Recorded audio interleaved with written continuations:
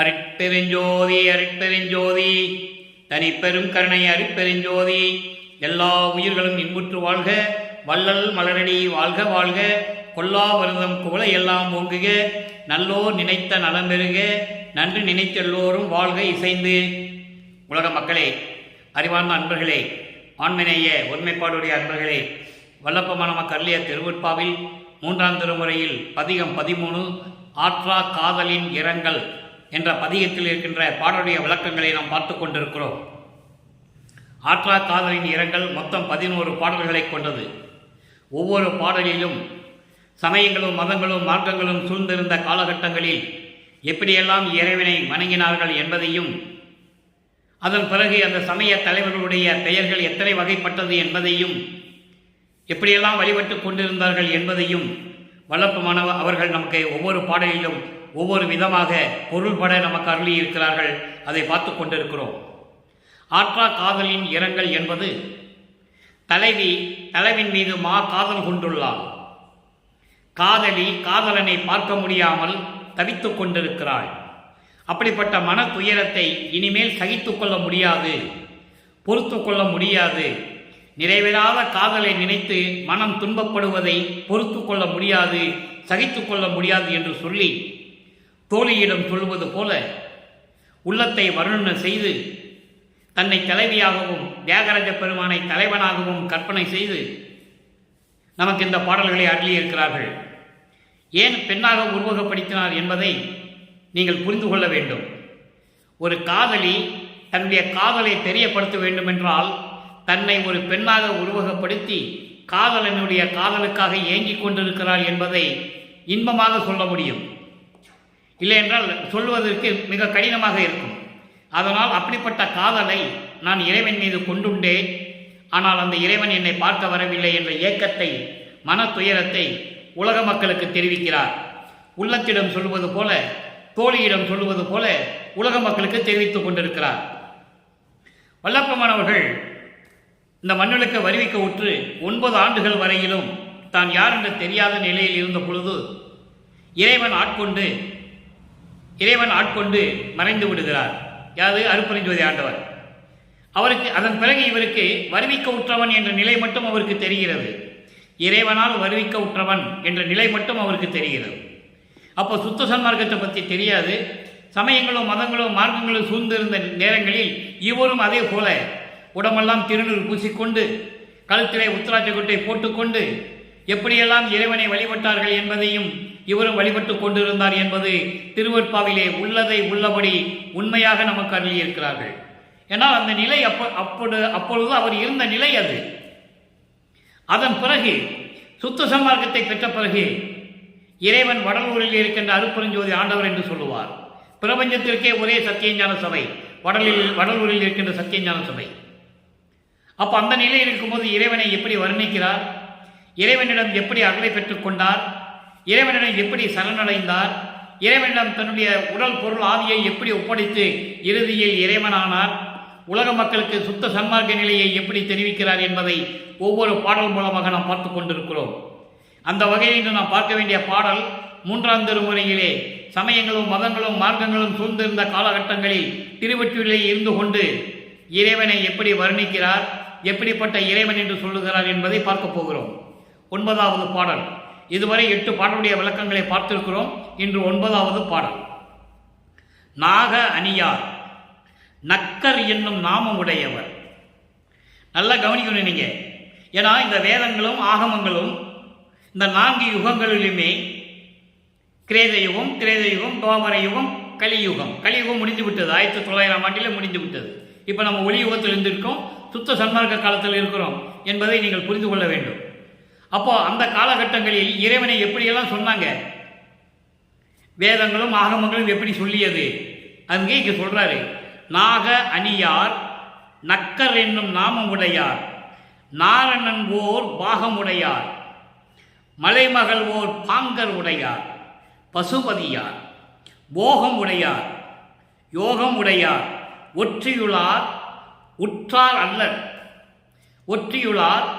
அல்லர், உரு மோக தாகம் ஒழியாது, உரு மோக தாகம் அழியாது என் செய்கேன் சகியே இனி நான் சகியேனே.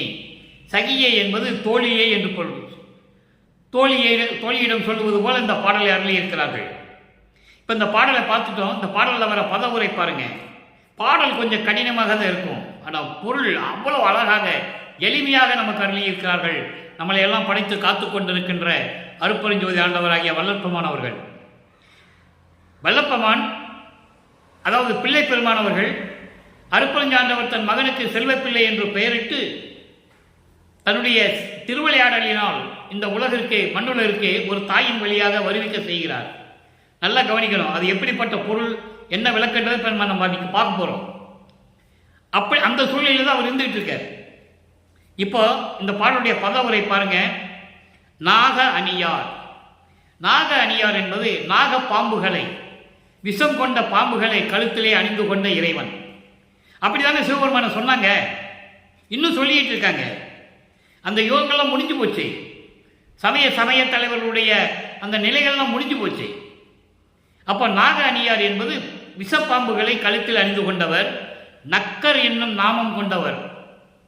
நக்கர் என்னும் நாமம் என்பது உடுக்க துணி இல்லாமல் கந்த துணியை கட்டி கொண்டிருக்கின்ற பிச்சாண்டி என்று சொல்லுகிறார்.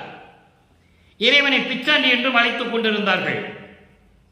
ஆக கந்த துணி கட்டிய பிச்சாண்டி என்று கூட அவருக்கு ஒரு பெயர் உண்டு. திருவில்லித்தாயத்துக்கு போனீங்கன்னா நீங்க சென்னையில் இருக்க அந்த இடம் நீங்க பார்த்துக்கலாம். அப்போ அந்த பிச்சாண்டி என்ற பெயர் உடையவர் நாரணன் ஓர் பாகமுடையார். நாரணன் என்பது திருமால். திருமாலை ஒரு பக்கத்தில் வைத்துக் கொண்டிருப்பவர். திருமாலையே காலை வாகனமாக கூட பயன்படுத்தி இருக்கிறார் இறைவன் என்பதை பாடல்களிலே நமக்கு அருளி இருக்கிறார்கள் வல்லப்பெருமான் அவர்கள். அப்ப நாரணனை ஒரு பக்கமாக கொண்டவர். அரியும் அரணும் சேர்ந்தவர்கள் என்று சொல்லுவார்கள். அரியும் அரணும் சேர்ந்தவர்கள் என்று சொல்லுவார்கள். அந்த கோயில் சங்கரன் கோயில் என்ற ஒரு இடத்தில் இருக்கிறது. தமிழ்நாட்டிலே தென்பகுதியிலே சங்கரன் கோயில் என்ற ஒரு இடத்திலே சங்கரனும் அரியும் சேர்ந்து இருக்கிற இடம். ஏனென்றால் ஒரு அரக்கனை அழிப்பதற்காக திருமால் பெண் வேடம் போட்டு மோகினியாக வேடம் போட்டு வந்து கொண்டிருக்கிறான். நடனமாடி அரக்கனை அழிக்கிறான். இதெல்லாம் புராணங்களில் உண்டு. அப்போ சிவபெருமான் உடன் இருக்கிறார். உடன் இருந்தது மோகினி என்று அவருக்கு தெரியும், திருமால் என்று தெரியும். திருமால் தானே மோகினி வேஷம் போட்டு வராரு. அப்போ ஆண் என்று கூட அவருக்கு தெரியும். தெரிந்தும் கூட ஆலிங்கனம் செய்து கொள்ளுகிறார்கள். ஆலிங்கனம் செய்து விந்து வெளிப்பட்டு அதனால் உருவாகியவன் தான் கையப்பன் என்று சொல்வார்கள். பிற்காலத்தில் ஐயப்பன் என்று அழைக்கப்பட்டார். ஆக இவருடைய திருவிளையாடல் அங்கே நடந்தது. ஆரியங்காவில் அந்த இடத்துல நடந்தது என்று சொல்லுவார்கள். அதை இங்க ஒரு வரியில சொல்றாரே, நாரணன் என்பவனை ஒரு பாகத்தில் கொண்டவர் என்று சொல்லுகிறார்.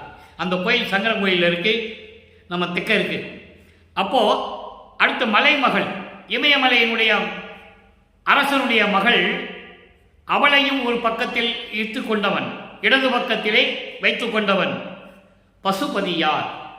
பசுபதியார் என்பது பசுவை ஆட்கொண்டவர் இறைவன். அதாவது பசு என்பது மலங்களால் சூழப்பட்ட ஒரு ஆன்மா. அந்த ஆன்மாவினுடைய மலங்களை எல்லாம் நீக்க வேண்டும். அப்போ பசு தந்திரமாக பதியோட சேர்ந்து கொள்ளுகிறது. பதியும் ஏற்றுக்கொள்ளுகிறார். ஏன்னா அந்த ஆன்மாவிற்குரிய மலங்களையும் குற்றங்களையும் எல்லாம் நீக்கணும். அப்போ அந்த பசுவை ஏற்றுக்கொண்டதனால் அவருக்கு பசுபதி என்ற ஒரு பெயரும் உண்டு. இப்படியெல்லாம் இருக்கின்ற இறைவன், யோகமான இறைவன், இன்பமான இறைவன், அருளை கொடுக்கக்கூடிய இறைவன், திருவொற்றியூரில் இருக்கின்ற இறைவன், இப்படியெல்லாம் இருக்கின்ற இறைவன் உற்றார் அல்லர். இன்னும் என்கிட்ட சேரலன்னு சொல்றார்.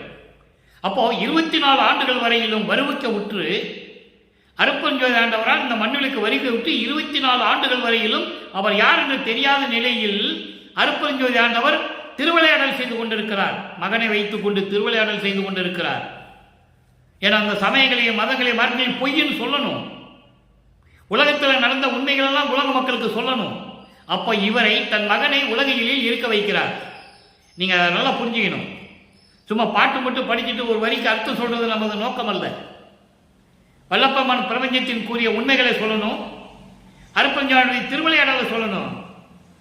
அருட்பெருஞ்சோதியின் திருவிளையாடல் என்று இதுவரைக்கும் யாரும் சொன்னதில்லை 201 வருடங்களாக. அப்போ அந்த நிலையில் இருக்கும்போது திருவொற்றியூரில் இருக்கின்ற இறைவன் இன்னும் என்னை பார்க்கவில்லை, என்னிடம் வந்து சேரவில்லை. நல்லா புரிஞ்சுக்கணும், இதான் சொல்றாரு. ஏன்னா அந்த நிலை அப்படிதான் இருக்கு அவருக்கு. அப்போ இன்னும் வந்து சேரவில்லை. உருமுக தாகம் ஒழியாது. அவர் வந்து என்னை கட்டி தழுவி கொஞ்சி குழாவினால்தான் என்னுடைய மோகம் தனியும், அந்த தாகம் தனியும், இல்லை என்றால் தனியாது. அப்போ இறைவன் மீது காதல் கொண்டுள்ளார். காதலனை காதலிக்கிறார், இறைவனை காதலிக்கிறார்.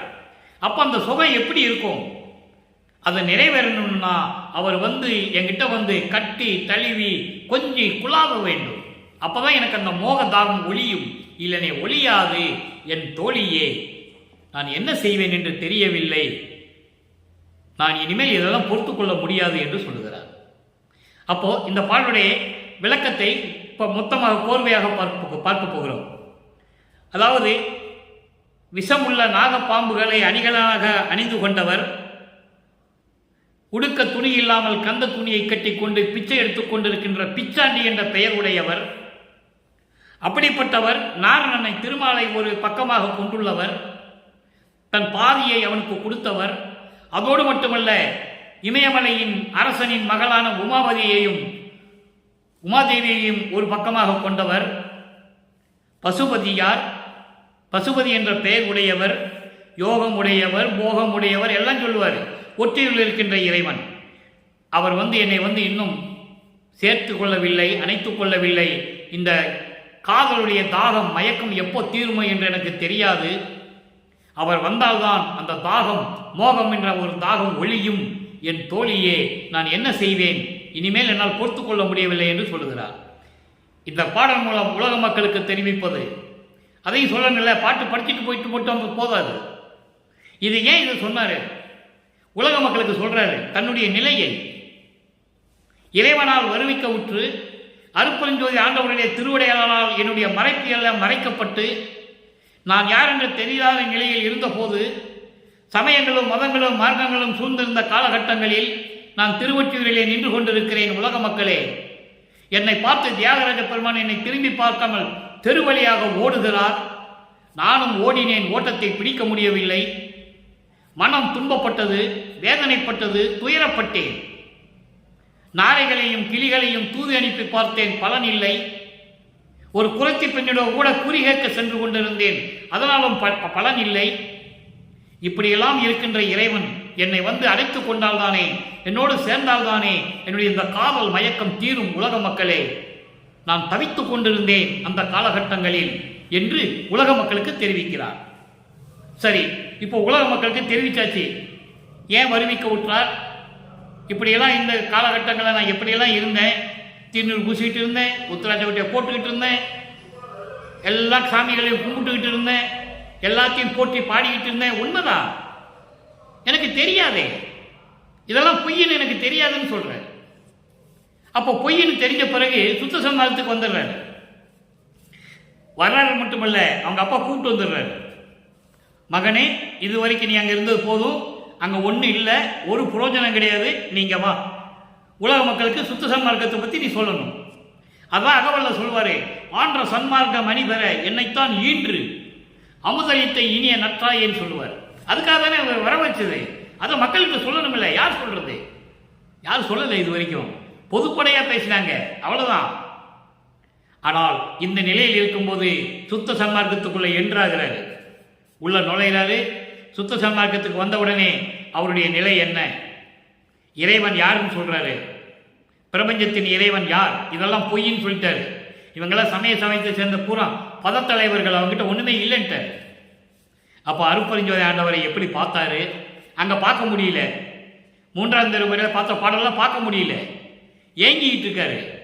இங்கே இறைவனை எப்படி பார்த்து கொஞ்சி குழாவி தந்தையும் மகனும் எப்படி உரையாடுகிறார்கள், எப்படி அருளை பெற்றுக் கொண்டார் தந்தையிடமிருந்து, நல்லா பார்க்க போறோம். 6ஆம் திருமுறையில் 41வது பதிகம், காட்சி கழிப்பு 9வது பாடல். அங்க பார்த்த இன்னைக்கு 9வது பாடல்ல ஒண்ணுமே கிடையாது. இறைவனை பத்தி சொல்லுவாரு, அவர் வந்து என்ன சேரல, நான் ஏங்கிட்டு இருக்கேன்னு சொல்லுவார். இப்ப பாருங்க நண்பர்களே, நூல் விளக்கம் என்பது வேறு, சுத்த சன்மார்க்க விளக்கம் என்பது வேறு. இறைவன் தயவாலயம் கருணையாலயம் பெற்ற விளக்கம் இது. நீங்கள் எந்த தமிழ் அகராதியில் பார்த்தாலும் இந்த விளக்கம் கிடைக்காது. நல்லா கவனிக்கணும்.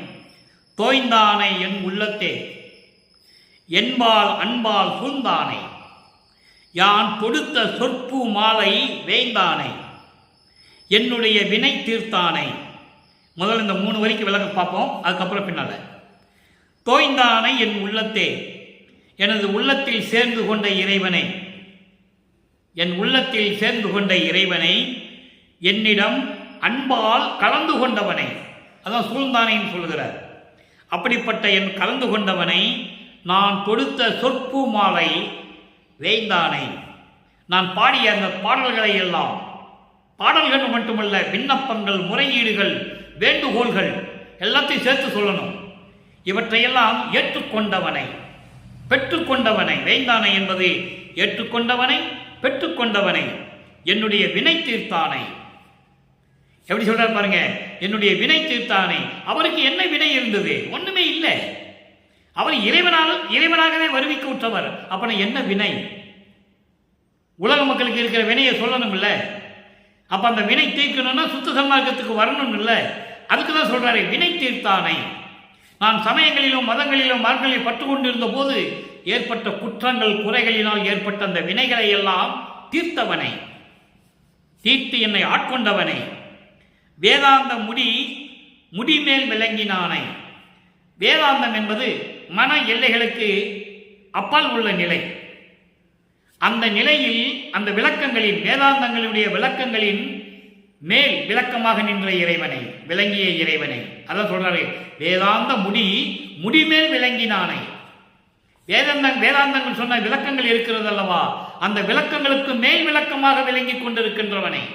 அப்ப வேதாந்தங்கள் சொன்னது ஒரு குறிப்பிட்ட விளக்கங்கள் தான், சுத்த சன்மார்க்க விளக்கம் கிடையாது என்பதை இங்க உறுதி செய்கிறார். அடுத்து பாருங்க, வாய்ந்தானை, வாய்ந்தானை எனக்கு தந்தையாக வாய்த்த இறைவனை. நல்லா கவனிக்கணும் நீங்க. வாய்ந்தானை எனக்கு தந்தையாக விளங்கிய இறைவனை, எய்ப்பிடத்தே வைப்பானானை. எய்ப்பிடத்தை வைப்பானானே என்பது இங்கே எய்ப்பிடம் என்பது முதுமை காலம் சொல்லுவாங்க. எய்ப்பு என்பது முதுமை காலம் என்று சொல்லுவார்கள். இங்க அதுக்கு அர்த்தம் அல்ல. அவருக்கு ஏது முதுமை, அவருக்கு ஏது இளமை, அவருக்கு ஏது பருவம்? ஒண்ணுமே இல்லை. அவர் இறைவனாகவே வருவிக்க உற்றவர், இறைவனாகவே இருந்தவர். அப்ப எய்ப்பிடத்தை வைப்பானனை என்பது இறைவன் என்னை ஆட்கொண்ட பிறகு, நான் ஏற்கனவே 4 யுகங்களில் இருந்தவன், என்னை ஏற்கொண்ட பிறகு இனிமேல் வரும் காலங்களில் என்னை கடவுள் நிலையில் வைப்பானை. நல்லா கவனிக்கணும் நீங்க. எய்ப்பிடத்தை வைப்பானை என்பது வரும் காலங்களில் என்னை இறைவன் ஆட்கொண்டு விட்டான், வரும் காலங்களில் என்னை கடவுள் நிலையில் நிறுத்தி இருப்பவனே. அதான் சொல்றாரு வைப்பானை என்று சொல்லுகிறார்.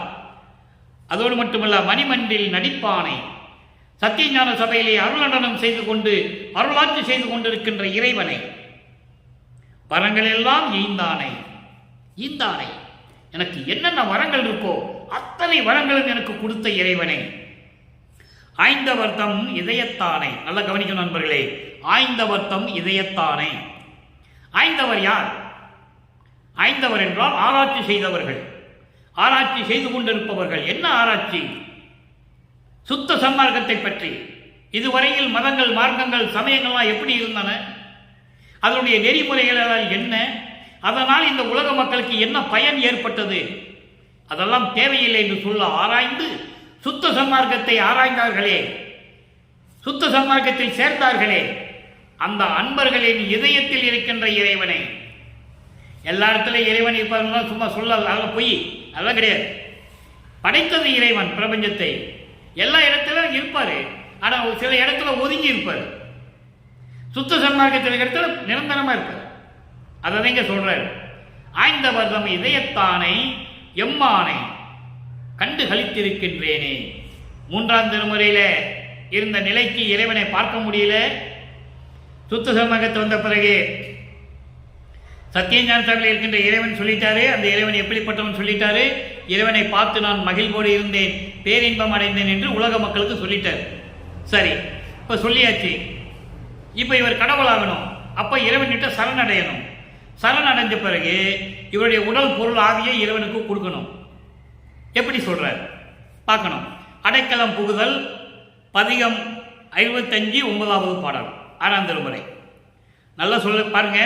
இந்த மண்ணாசை பெண்ணாசை பொன்னாசை எப்படி நீக்கிறது, இதெல்லாம் உலகியல் இருக்கிறவங்களுக்கு அதெல்லாம் நம்ம இல்லைன்னு சொல்ல முடியாது. உலகியல்ல மண்ணாசை பெண்ணாசை பொன்னாசை எல்லாம் இருக்க தான் செய்யும்.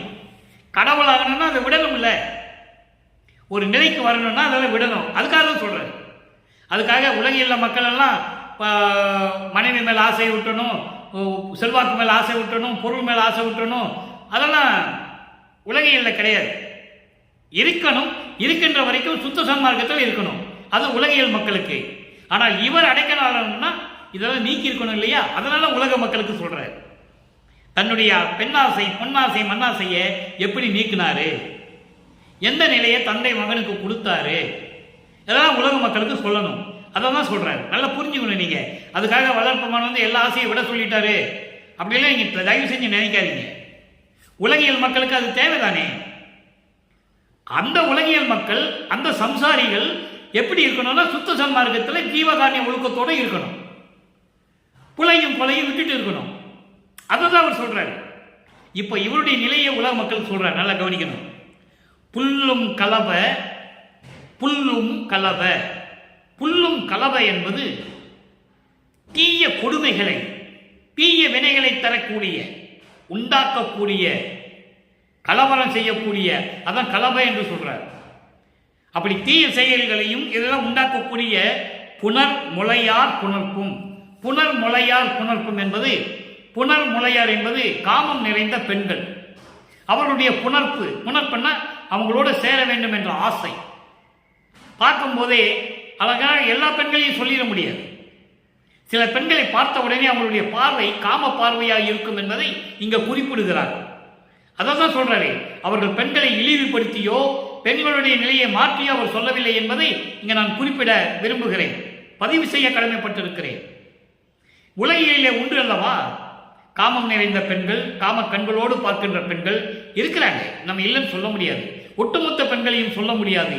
அப்படிப்பட்ட இருக்கிற பெண்கள், கொடுமைகளை தரக்கூடிய தீயவைகளை தரக்கூடிய இந்த காமம் உடைய பெண்கள் இருக்கிறார்களே, அவர்களுடைய பெண்ணாசை, அந்த ஆசை, பொருள் ஆசை, பூமி ஆசை. பூமி ஆசை என்றால் மண்ணாசை. இடம் வாங்கணும், பொருள் நிலம் வாங்கணும், அது வாங்கணும், இது வாங்கணும், பூமி வாங்கணும், அப்படிலாம் ஆசைகள் இருக்கும். பெண்ணாசை பொன்னாசை மண்ணாசை, இந்த 3 ஆசைகளை சொல்லுகிறார்.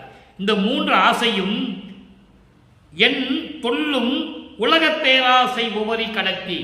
இப்படியெல்லாம் பழங்காலமாக காலங்காலமாக சொல்றாங்கல்ல, அதான் இங்க சொல்றாரு. காலங்காலமாக சொல்லப்பட்ட, பழங்காலத்திலிருந்து சொல்லப்பட்ட மண்ணாசை பெண்ணாசை பொன்னாசை என்ற இந்த 3 ஆசைகளையும் கொண்ட கடலை கடத்தி. உவரி என்றால் கடல். அப்படிப்பட்ட அந்த பெரும் கடலை கடத்தி எனது மனக்கல்லும் கனிய கரைய வைத்து, எனது கல் போன்ற இருந்த மனதையும் உருகி நெகிழ வைத்து, கருணை கொடுத்து, அடுத்து சொல்ற பாருங்க, கருணை அமுதம் கழித்து, கருணை அமுதத்தை எனக்கு உவப்புடன் கழித்து சந்தோஷமாக கொடுத்து, அள்ளும் பகலும் இரவும் பகலும் எனது உள்ளத்தே அமர்ந்தோய். இரவும் பகலும் என் உள்ளத்தில் இருந்து கொண்டாய். தன்னுடைய நிலையை சொல்லுகிறார். நண்பர்களே, நல்லா கவனிக்கணும். பெண்ணாசையை ஒரு உதாரணத்துக்கு சொல்லுகிறார். காம கண்களை வைத்துக்கொண்டு அந்த தீயவர்களையும் கொடுமைகளையும் ஏற்படுத்தக்கூடிய அந்த காம இச்சையையும் போக்க வேண்டும். அப்படி இச்சையெல்லாம் என கடத்தி கொண்டு வந்தாய் என்று சொல்லுகிறார். அப்படிப்பட்ட காமத்தையும் பெண்ணாசையையும் பொன்னாசையும் மண்ணாசையும் அந்த காலங்காலமாக பல யுகங்களாக சொல்லப்பட்ட அந்த மண்ணாசை பெண்ணாசை பொன்னாசை என்ற கடலை கடத்தி கொண்டு வந்து என்னை நிறுத்திவிட்டாய். அதோடு மட்டுமல்ல, கல் போன்ற என் மனதையும் நெகிழ வைத்து உருக்கி கொண்டு வந்து விட்டாய், நெகிழ வைத்து விட்டாய், உயிர் இரக்கத்தை கொடுத்து விட்டாய் என்று சொல்லுகிறார். ஒரு உயிரை பார்க்கும்போது அவ்வளவு இறக்கப்பட வேண்டும். துன்பப்படுகின்ற உயிரை பார்க்கும்போது மனசுல இறக்கம் வந்து உள்ளம் உருகணும். அதை இங்க சொல்றார். அப்படிப்பட்ட நிலையும் கொடுத்து கருணாமுதம் அளித்து இரவும் பகலும் என் உள்ளத்தில் அமர்ந்தாய். நான் உண்டன் அடைக்கலமே என்று சொல்லுவார். யான் உன் அடைக்கலமே. அப்போ சரணடைஞ்சாச்சு. அல்லும் பகலும் அமர்ந்தாய் என்று சொல்றாருன்னா என்ன அர்த்தம்? எப்பொழுதுமே. அதான் அகவல்ல சொல்லுவாரே, இந்த பாடல் அருமையான பாடல். நான் அதாவது நேரம் கிடைக்கும் போதெல்லாம், சமயம் கிடைக்கும் போதெல்லாம் அந்த பாடலை நான் சொல்லுவேன். எம்மையினும் என்னை விட்டு இறையும் பிரியாது, அம்மையும் அப்பனுமாம் அருப்பெருஞ்சோதி. எந்த யுகத்திலும் எந்த காலத்திலும் ஒரு சிறிதளவு கூட என்னை விட்டு பிரியாமல் இருப்பது என் தாயாக தந்தையாக விளங்கிக் கொண்டிருக்கின்ற அருப்பெருஞ்சோதி என்று சொல்லுவார். அதான் இங்கே சொல்லுகிறார், அல்லும் பகலும் என் உள்ளத்தை அமர்ந்தோய் நான் உன் அடைக்கலமே என்று சொல்லுகிறார். சரி, இப்போ அடைக்கலம் கொடுத்தாச்சு, சரணடைஞ்சாச்சு. இப்போ உடல் பொருள் ஆவியை கொடுக்கணும். எப்படி கொடுக்குறார், எப்படி உலக மக்களுக்கு சொல்றாரு, அதை தான் நீங்கள் கவனிக்கணும். வல்லப்பனுடைய இறைநிலை, கடவுள் நிலை எப்படி அப்படின்னு நீங்கள் மனப்பூர்வமாக ஏற்றுக்கணும். உலகியலில் பேசுகிறவங்க பேச்செல்லாம் கேட்காதீங்க. ஒன்று கூட அது உண்மை கிடையாது. பொதுப்படையாக பேசுறது வேறு, ஆனால் திருவருப்பாவில் இருக்கின்ற நிலையை பேசுறது வேறு. அதை நீங்கள் புரிஞ்சுக்கணும் தயவு செஞ்சு. இப்போ பாருங்க, பற்று அறுத்தல், பற்றுகளை அறுத்தல் 9வது பாடல். இச்சை வேறு இல்லை இங்கே, இச்சை வேறு இல்லை இங்கே. எவ்வளவு அற்புதமான வரி தெரியுமா? இந்த மண்ணுலகிலே உன்னாலே வருவிக்க உற்று நான் சமயங்களிலும் மதங்களிலும் மார்க்கங்களில் இருந்த போது பட்ட துன்பங்களை எல்லாம் நீக்கி சுத்த சன்மார்க்கத்தை கொடுத்து எனக்கு எல்லா அருளையும் கொடுத்து மண்ணாசை பெண்ணாசை பொன்னாசையை நீக்கி எனது கல் போன்ற மனதையும் உருக்கி ஆண்மநேய ஒருமைப்பாட்டு உணர்வை கொடுத்து உயிர் இரக்கத்தை கொடுத்து அல்லும் பகலும் என் உள்ளத்தில் அமர்ந்து கொண்டாய். எனக்கு எந்த விதமான ஆசைகள் கிடையாது. அதை சொல்றாரு, இச்சை இங்கு இல்லை, வேறு ஒன்று இல்லை எனக்கு. ஏனென்றால் நான் மின்னுலகில் இருக்கும்போது கூட நீ ஒரு பதவியை ஏற்க சொன்னாய். நான் என்ன சொன்னேன்? விரிப்பிலேன் மாலையன் பதவி வேண்டி கொல் என விளிமினும் கொல்லேன் என்று சொன்னவன் நான். பிரமன், திருமால், ருத்திரன் போன்றவர்களுக்கு போல உன்னுடைய வாழ்க்கையை கொடுக்கிறேன் மகனே என்று சொல்லும் போது நான் வேண்டாம் என்று சொன்னவன் உன் உள்ளம் அறியும். அதை இங்கே சொல்றாரே, என்னுள் அமர்ந்து அறிந்தே இருக்கின்றேன். நான் சொன்னதை உங்கள் உள்ளம் அறியும், உங்களுக்கு அறியும், அறிந்து கொண்டுதான் இருந்து கொண்டிருக்கிறீர்கள். நான் அந்த பதவியை தேவையில்லை என்று சொன்னவன் நான். நல்ல பங்கு, இதான் இதுக்கு அர்த்தம். இதான் சுத்த சன்மார்க்க விளக்கம், நூல் விளக்கம் அல்ல. வரி விளக்கம் சொல்லணும்னா 5 நிமிஷத்தில் சொல்லிட்டு போயிடலாம். அப்படி அல்ல. பிரபஞ்சத்தின் உண்மையை, அந்த ரகசியத்தை சூட்சமமாக சொல்லுவார். எனக்கு எந்த விதமான ஆசையும் இல்லை என்று சொல்லும்போது ஏற்கனவே அருப்பஞ்சாடர் மகனிடம் சொல்லுவார், மகனே உனக்கென்று ஒரு உலகம் தயாராகி கொண்டிருக்கிறது, வந்துவிடு என்று சொல்லுவார். இவர் சொல்லுவார், எனக்கு தேவையில்லை. பிரம்மன், திருமால், ருத்திரன், மகேஸ்வரன், சதாசிவம் போன்ற இந்திரன் போன்ற வாழ்க்கை எனக்கு தேவையில்லை. அந்த உலகங்கள் எனக்கு தேவையில்லை. நான் மண்ணுலகத்தில் இருந்து கொண்டு மக்களை சுத்த சன்மார்க்கத்தில் சேர்த்து மக்களை இன்பம் வர வாழ வைக்க விரும்புகிறேன் என்று சொன்னவர் நமது இறைவன் வல்லப்பமானவர்கள் என்பதை இங்கே நான் பதிவு செய்ய கடமைப்பட்டிருக்கிறேன். பாடல்கள் உண்டு, எல்லா உண்மைகளையும் திருவருப்பாவில உண்டு, யாரும் மறுக்க முடியாது. அந்த நிலையில் என்று சொல்லுகிறார், என்னுள் அமர்ந்து அறிந்தே இருக்கின்றேன். விச்சையெல்லாம் வல்லன் திரு சமூகத்திற்கு விண்ணப்பம். எல்லா அருளையும் பெற்றுள்ள இறைவனே, உன் அருள் சமூகத்திற்கு என்னுடைய விண்ணப்பம். என்ன விண்ணப்பம்? உடல் ஆதியை நுமக்கே நிச்சலம் தந்தனன். உடல் ஆதி என்பது உடல் பொருள் ஆதி அத்தனையுமே தினமும் உனக்கு கொடுத்து கொண்டிருக்கிறேன். என் சுதந்திரம் இதில் எதுவுமே இல்லை. நானே உன்னை ஒப்படைத்து விட்டேன், சரணடைந்து விட்டேன். இதெல்லாம் எனக்கு எதற்கு தேவையில்லை. என் வசம் இன்றி நின்றனன், எனக்கு தேவையில்லை. எனக்கென்று எந்த இச்சை கிடையாது, எதுவுமே கிடையாது, எல்லாமே உனக்கு கொடுத்துட்டேன். என்றனை நீ செய்வது எல்லாம் எச்செயலாயினும் செய்து கொள்பேன். நீ என்ன வேணா பண்ணிக்கோ, என்னை நீ என்ன வேணா செஞ்சிக்கோ, எப்படி வேணா செஞ்சிக்கோ, எப்படி வேணா ஏத்துக்கோ, என்ன வேணாலும் செஞ்சிக்கோ. தெளிவா சொல்றாரு, என்றனை, என்னை நீ செய்வது எல்லாம் எச்செயலாயினும், எப்படி செஞ்சாலும் சரி எனக்கு சம்மதம் தான். செய்து கொள்கிறீர், செய்து கொள்ளுங்கள், எனக்கு கவலை இல்லை. என்னை பள்ளி எழுப்பி மெய் இன்பம் தந்தீரே. என்னை சமயங்களிலும் மதங்களிலும் மார்க்கங்களிலும் இருந்து கொண்டு வந்து மீட்டு கொண்டு வந்து அறியாமையை நீக்கி இருளை போக்கி எனக்கு பேரின்பத்தை கொடுத்து விட்டீரே என்று சொல்லி இந்த பாடலை நமக்கு அறியிருக்கிறார்கள். சரி, இப்போ இறைவனை பார்த்தாச்சு, அருளை வாங்கியாச்சு, சரணடைஞ்சாச்சு, பற்றுதல் அறுத்தாச்சு. இப்போ அடுத்த நிலைக்கு போகணும். அந்தோ பத்து என்ற பதியத்தில் 2 வரிதான் பாடல். 71வது பதியம் நல்லா பாருங்க. பொதுவாக பொதுவில் நடம்புரிகின்ற பேரின்ப பொருள்தான் யாதோ அது நானாய் நான் அதுவாய் அத்துவிதம் ஆகின்றேன் அந்தோ அந்தோ. அவ்வளோதான், சாப்டர் முடிஞ்சிச்சு. தட்ஸ் ஆல் ஒரு ஆனர்னு சொல்கிற மாதிரி எல்லாமே இந்த 2 வரியில சொல்லிட்டார். அதாவது இந்த பிரபஞ்சத்தில் சமரசமாக இருந்து கொண்டு சத்தியஞான சபையில் நடமாடிட்டு கொண்டிருக்கின்ற, அதாவது நடனமாடி கொண்டிருக்கின்ற, அருள் செய்து கொண்டிருக்கின்ற இறைவன் யார் என்று நான் நினைத்து கொண்டிருந்த போது நினைத்து கொண்டிருந்தேன். அப்படிப்பட்ட இறைவன் யார் என்று ஒரு காலத்தில் நான் நினைத்து கொண்டிருந்தவன் தான், இல்லை என்று சொல்லவில்லை. ஆனால் இதெல்லாம் பெற்ற பிறகு அது நானாய், அருப்பெருஞ்சோதி ஆண்டவரும் நானாகி, நான் அவராகி, நான் அதுவாய். அது என்பது அருப்பெருஞ்சோதி ஆண்டவர், அவர்தான் கடவுள், இயற்கை உண்மையின் விளக்க கடவுள். இப்படியெல்லாம் நான் நினைத்துக் கொண்டிருக்கும் போது, மகனே ஏன் கலங்குகிறாய் என்று சொல்லி அவர் நானாகவும் நான் அவராகவும் அத்துவிதமாகின்றேன். அத்துவிதம் என்பது ஒன்றாகிப்போம். அத்துவிதம் என்பது ஒன்றாக இருப்பது, வேறு வேறு அல்ல. துவிதம் என்பது நான் நீ என்ற வேறுபாட்ட நிலை. அதான் வேதங்களும் ஆகமங்களும் சொல்லிட்டு இருக்கு. துவிதம் தான் சொல்லிட்டு இருக்கு, அத்துவிதம் சொல்லலை. அத்துவிதம் என்பது நீ நான் என்று வேறுபாடு இல்லாமல் ஒன்றாகி இருப்பது. அத்துவிதமாகின்றேன், நான் இறைவனாகிவிட்டேன் என்று சொல்லுகிறார். இதை யார் சொன்னது? மக்கள்கிட்ட சொன்னாதான் அவர் கடவுள் ஏற்றுக்க முடியும். முக்கடை ஓட்ட சாமியார்களை சொல்லிட்டாங்க, தமிழ் துறவின்னு சொன்னாங்க, விஞ்ஞானின்னு சொன்னாங்க, யோகி போகி எல்லாம் சொன்னாங்க, சீர்திருத்தவாதின்னு சொன்னாங்க, பாடலாசிரியன்னு சொன்னாங்க, வசனகர்த்தான்னு சொன்னாங்க. அவரை இறைவன் சொன்னது யாரு? இறைவன் யாருமே சொல்லலையே. இவர் சொல்றாரு அத்துவிதம் ஆயிட்டோம். இதான் தனித்திரானங்களில் சொல்லுவார். 6ஆம் திருமுறையிலே 110வது பதிகத்திலே சொல்லுவார், நான் தானானா, தான் நான் ஆனான், நானும் தானுமானோம் ஒன்றானோம். தெளிவா சொல்லுவார். அப்போ அவர் இறைவனாகிவிட்டார் என்பதை உலக மக்களுக்கு தெளிவாக தெரியப்படுத்தி விட்டார்கள் நமது இறைவன் வல்லப்பமானவர்கள்.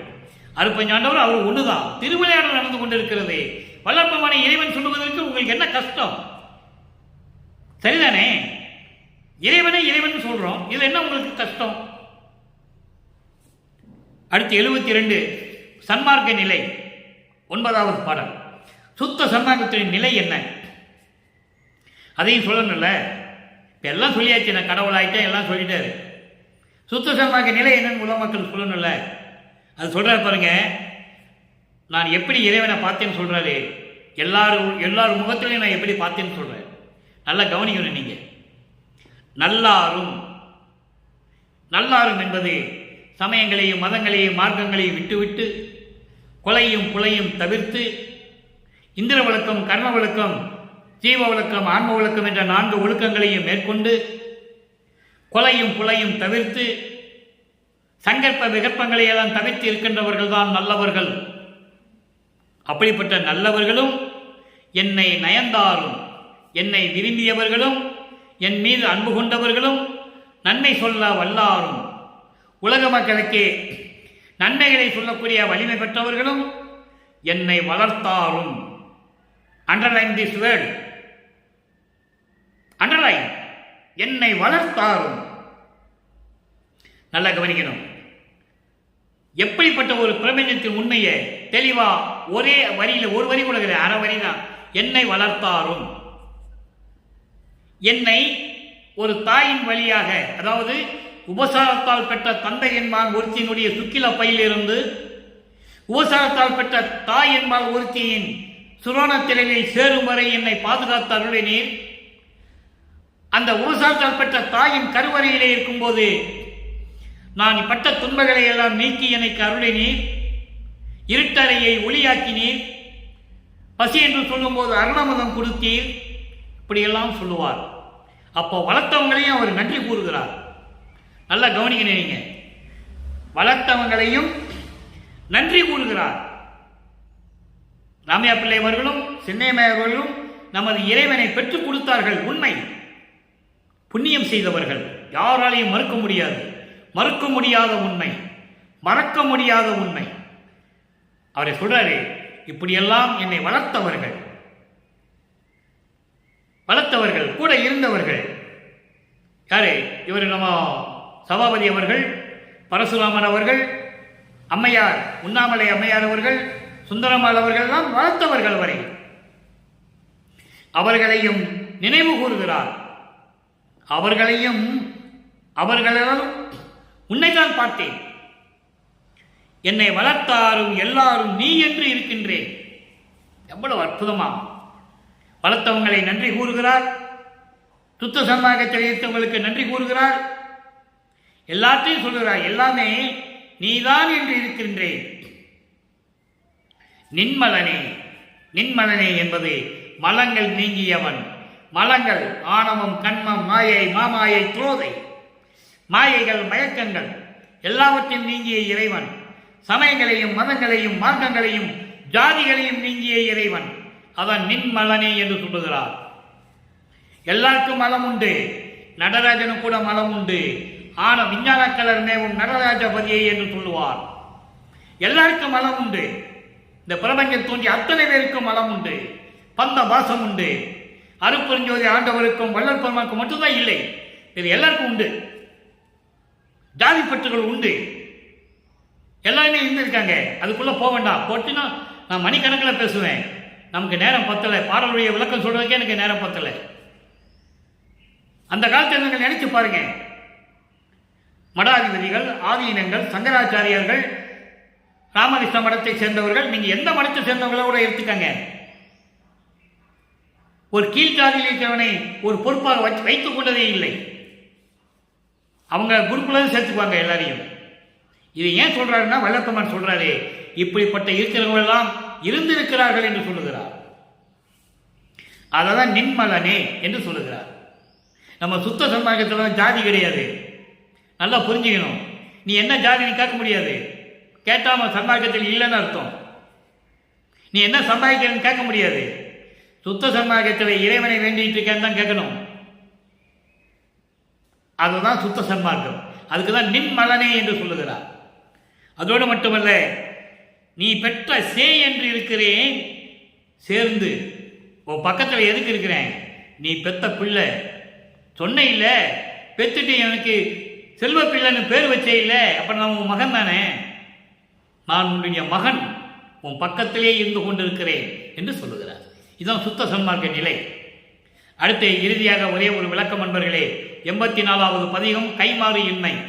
தினமும் பார்த்துட்டு இருக்கோம், இன்னும் ஒரு 2 பாடலுக்கு பாக்கி இருக்கு. கைமாறு இன்மை என்பது இப்போ இறைவன் சுத்த சமூகத்துக்கு வந்தாச்சு, இறைவன் யாருன்னு உலக மக்களுக்கு சொல்லியாச்சு, எப்படிப்பட்ட இறைவன் சொல்லியாச்சு, அந்த இறைவன் இந்த பிரபஞ்சத்திலேயே சத்தியஞான சபையில் தான் இருக்காருன்னு சொல்லியாச்சு. அப்போ அவருக்கு சரணடைஞ்சாச்சு. மகன் தந்தையிடம் சரணடைகிறான். ஏன்னா இறைவனாகணும், சும்மா உட்கார்ந்துட்டு இருந்தால் இறைவனாக முடியாது. அதுக்கப்புறம் பற்றுகளை உடல் பொருள் ஆவியே கொடுக்கணும், தந்தைக்கு இறைவனுக்கு கொடுக்கணும். கொடுத்தாச்சு. தான் யார் என்ற நிலையும் சொல்லியாச்சு. நான் கடவுளாயிட்டேன்னு சொல்லிட்டாரு. சொன்ன பிறகு சுத்த சன்மார்க்க நிலையும் சொல்லிட்டாரு. எல்லாருக்கும் நன்றி சொல்றாரு.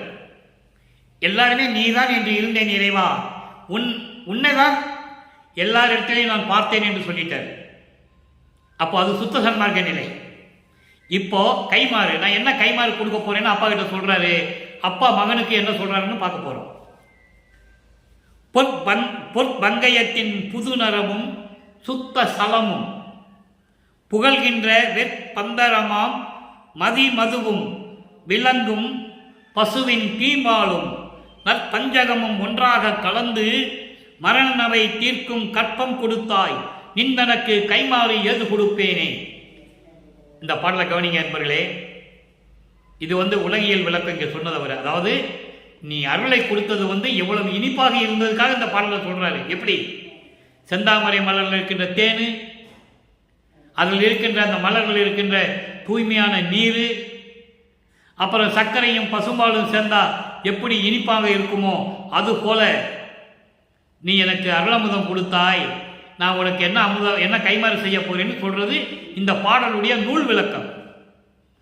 ஆனா சுத்த சன்மார்க்க விளக்கம் எப்படி சொல்றாரு பாருங்க, நல்லா கவனிக்கணும். இது இறைவன் தயவாலையும் கருணையாலையும் இந்த அடியேன் பெற்ற விளக்கம் யாரும் சொல்ல முடியாது. அதை நான் பெருமையாகவே சொல்லுவேன். மன பூரிப்போடு பெருமையாகவே சொல்லுவேன். இங்க பாருங்க, பொற்பங்கயத்தின் புது நரவும். பொற்பங்கயம் என்பது பொன்னான தாமரை. பொன்னான தாமரையில எப்படி, பொன்னாக இருக்கிற தாமரையில் எப்படி தேன் வரும்? நல்லா புரிஞ்சுக்கணும் நீங்க. அதாவது உலகியல் விளக்கத்தில் சொல்றாரு, தாமரை மலர்கள் இருக்கின்ற அந்த புது தேனு, அந்த தாமரை மலர்கள் இருக்கின்ற நீர், சுத்த நீர், அதெல்லாம் சேர்ந்து இந்த தேன் இருக்கிற மது, அப்புறம் இந்த சர்க்கரை, தேம்பால், சீம்பால், பசும்பால் எல்லாம் கலந்தா எப்படி இருக்கும், அதெல்லாம் சொல்றது வந்து அதனுடைய அருள் தன்மையை சொல்லுவதற்கு ஒரு, அதாவது என்ன சொல்றாங்கன்னா உவமை, கற்பனை செய்து சொல்றது. ஆனால் சுத்த சன்மார்க்க விளக்கம் என்பது பொற்பங்கயத்தின் புது நரவு என்பது பிரவண தேகம். பிரவண தேகமும் சுத்த சலமும். சலம் என்றால் நீர், சுத்த சலம் என்பது போகா புனல். போகா புனல் என்பது சுத்த தேகத்தை உடையது. 3 தேகத்தை சொல்லுகிறார் இங்க, நல்லா கவனிக்கணும் நீங்க. பிரவண தேகம், சுத்த சலம் என்பது சுத்த தேகம், போகா புனல். வேகாக்கால் என்பது பிரவண தேகம், சாகாத்தலை என்பது ஞான தேகம். அப்போ பிரவண தேகமும் சுத்த தேகமும் சொல்லுகின்ற வெற்பந்தரமாம் மதிமதுவும் மெஞ்ஞான அறிவு. மெஞ்ஞான அறிவு என்ற தேன், மெஞ்ஞான அறிவு என்கின்ற தேனையும் எனக்கு கொடுத்து, அப்புறம் மெஞ்ஞான அறிவு தேன் என்பது என்னதான்? ஞான தேகம். ஆக பிரவண தேகம், சுத்த தேகம், ஞான தேகம் 3 தேகத்தையும் எனக்கு கொடுத்து பசுவின் தீம்பாலும் பசுவின் தீம்பாலும் நற்சகமும் நற்பஞ்சகமும். பஞ்சகம் என்பது பஞ்சாமிர்தம் சொல்லுவாங்கல்ல, பஞ்சாமிர்தம். பஞ்சாமிர்தம் எப்படி? 5, அதாவது முக்கனிகள், மா, பல, வாழை, முக்கனிகள், அதோட சர்க்கரை, தேன். சர்க்கரை, தேன், பால் எல்லாம் கலந்துக்கலாம், அது சேர்ந்தாதான் பஞ்சாமிர்தம்.